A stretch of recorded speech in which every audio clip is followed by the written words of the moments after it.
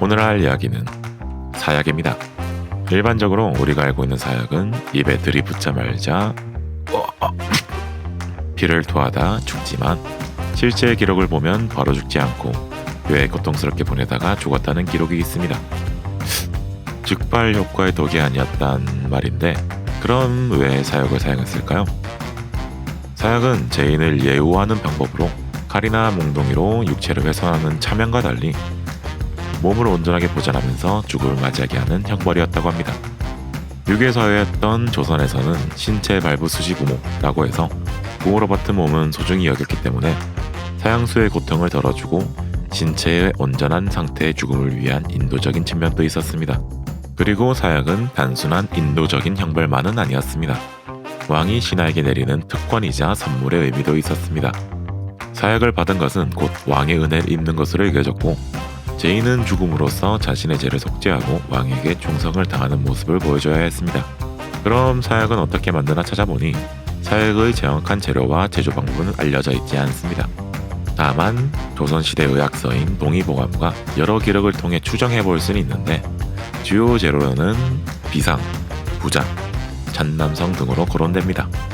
이 이외에도 여러가지 독성 물질이 사약의 재료로 사용되었을 것으로 추정되는데 여기서 제일 궁금한 점은 강력한 독, 버섯, 뱀, 보고 같은 건 왜 안 썼을까요?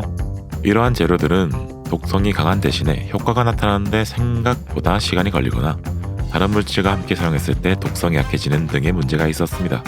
그리고 제일 중요한 신체가 변형된다는 것이죠. 띵띵 붓거나 시퍼렇게 멍이 든다는 거죠.